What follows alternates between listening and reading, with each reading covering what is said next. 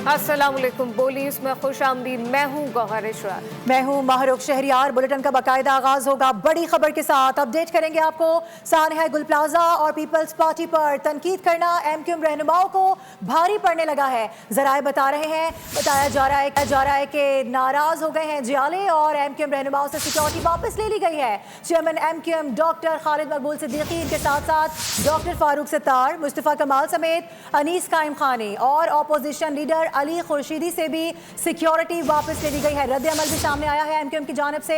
आज ही बताया जा रहा है कि शाम 4 बजे अहम प्रेस टॉक होगी, न्यूज़ कॉन्फ्रेंस की जाएगी। एमक्यूएम के अहम रहनुमाओं की सिक्योरिटी वापस ली गई है। अहम खबर है सानहा गुल प्लाजा और पीपल्स पार्टी पर तनकीद करना ली गई है, जबकि तमाम तर सूरत हाल पे मुस्तफा कमाल हमें ज्वाइन कर चुके हैं। मुस्तफा कमाल साहब, सबसे पहले तो वक्त के लिए बहुत शुक्रिया। एमक्यूएम के अहम रहनुमाओं से सिक्योरिटी वापस ली गई है, क्या कहेंगे, क्या टेक है? ये सिक्योरिटी बुनियाद पर ही वापस ली गई है या फिर कुछ और सूरत हाल है?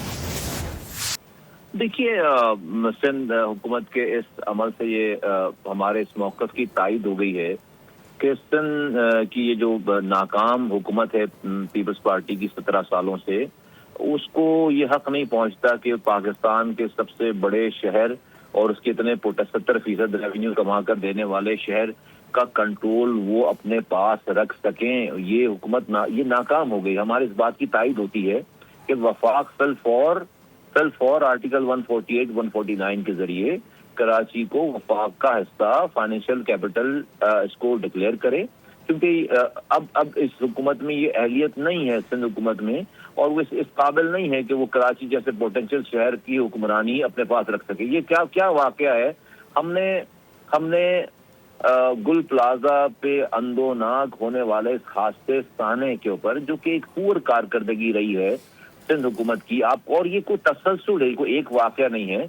लोग डंपर से कुचले जा रहे हैं, लोग बच्चे गटर में गिरकर शहीद हो रहे हैं, माएँ तड़प रही हैं, कोई फायर टेंडर आ नहीं रहा आग बुझाने के लिए। एक 3 दिनों के बाद पता चलता है कि एक दुकान से 30 जो है वो लाशें मिल रही हैं। जो ये और वजीर आला और तमाम लोग उनके ओहदेदारान खुद एक्सेप्ट कर चुके हैं कि हाँ उनकी कोताहियां हैं। उस पर हमने क्या किया है? हमने कोई टायर नहीं जलाया, हमने कोई दुकान नहीं जलाई, हमने कोई दुकान बंद नहीं करवाई, हमने कोई बस नहीं जलाई, हमने कोई हड़ताल की कॉल नहीं दी, हमने एक पत्थर नहीं मारा, कोई हवाई फायरिंग नहीं हुई। ये कराची के लोग जानते, पाकिस्तान के लोग जानते नहीं है कि अगर 100 लोग जो है वो उनके साथ ये वाकया हो तो कराची में क्या हो रहा होता।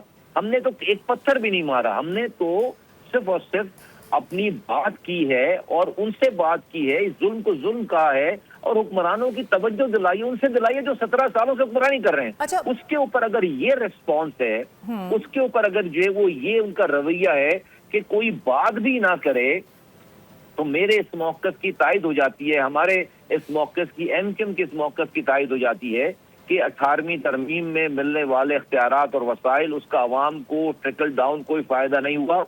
फिल फॉर इसको जो है वो खत्म किया जाए और इसको 18वीं तरमीम को जो है वो खत्म की जाए, इस वाली बात, क्योंकि इससे हमारी क्लिनजिंग हो रही है, हमारी नस्ल कुशी हो रही है। दूसरी बात हमारी इस बात की, मैं दोबारा इस बात का इयादा करता हूँ और इसको रिपीट करता हूँ, अपने इस मौक़िफ़ की तायद करता हूँ कि कराची जैसे शहर को, वफाक को फिल फॉर अपने कंट्रोल में लेकर इसको फाइनेंशियल कैपिटल डिक्लेयर कर देना चाहिए। इसके लिए कोई आइन साजी की जरूरत नहीं है, कोई नया कानून की जरूरत नहीं है। जुल्फ़िकार अली भुट्टो शहीद के बनाए हुए 73 और बाद में उन्हीं की हुकूमत के 18 अमेंडमेंट वाली की आइन की अमेंडमेंट के बाद भी आज इस आइनी किताब में 148 आर्टिकल 148, 149 आइन का इस बात की इजाजत देता है वफाक को कि अगर सूबाई हुकूमत लोगों के जान और माल की हिफाजत करने में नाकाम हो जाए तो वफाक इंटरवीन कर सकता है। वफाक को इंटरवीन करना चाहिए, क्योंकि कराची नॉर्मल शहर नहीं है, लेकिन मुस्तफा कमाल साहब, यहाँ पर स्टेक होल्डर्स कौन है? क्योंकि जिससे बात की जाए वो कहते हैं कि इख्तियारात हमारे पास नहीं है,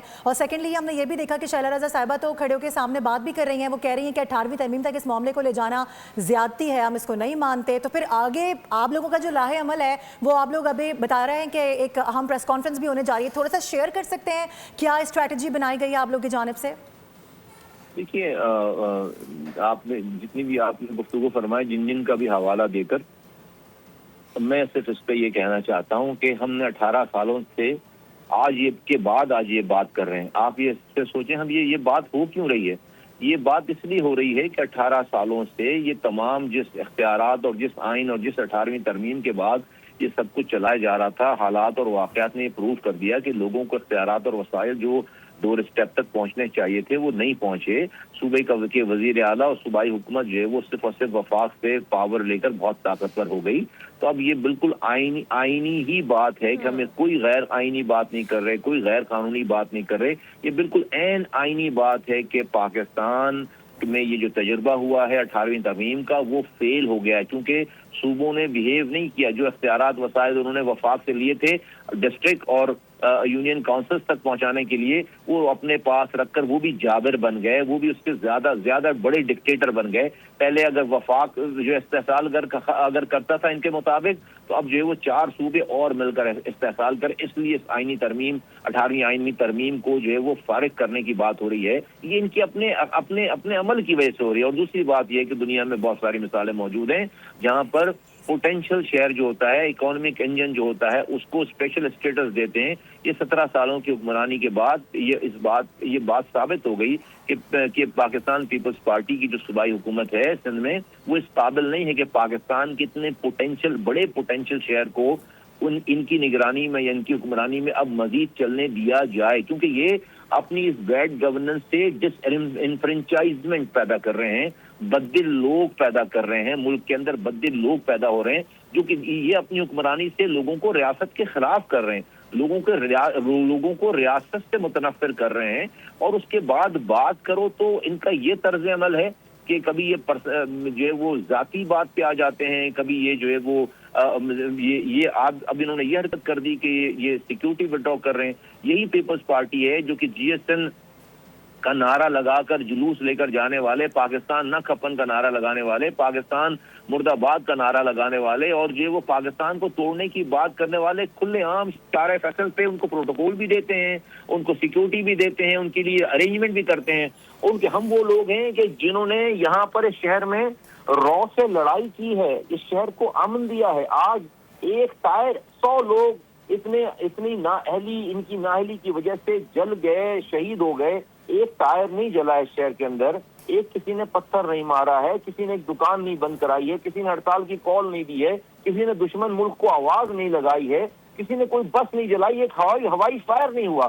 ہم نے صرف بات ہی تو کی ہے، ظلم کو ظلم کہا ہے، اور انہی سے کو توجہ دلوائی ہے کہ جو اس سارے صوبے میں 18 سالوں سے حکمرانی کر رہے ہیں، اس پر اگر یہ رویہ ہے اور یہ دھونس دھمکی ہے، پھر یہ ثابت ہوتی ہے بات کہ ان میں یہ اہلیت نہیں ہے کہ یہ نہ یہ صوبے کی ذمہ داری سنبھال سکتے ہیں اور اس شہر کی تو بالکل ذمہ داری نہیں سنبھال سکتے۔ تو اوبیسلی پھر یہ بھی ہے کہ سیاسی جماعتوں کی پولیٹیکل انسرٹینٹی کی وجہ سے اوبیسلی عوام اس وقت پریشان ہے۔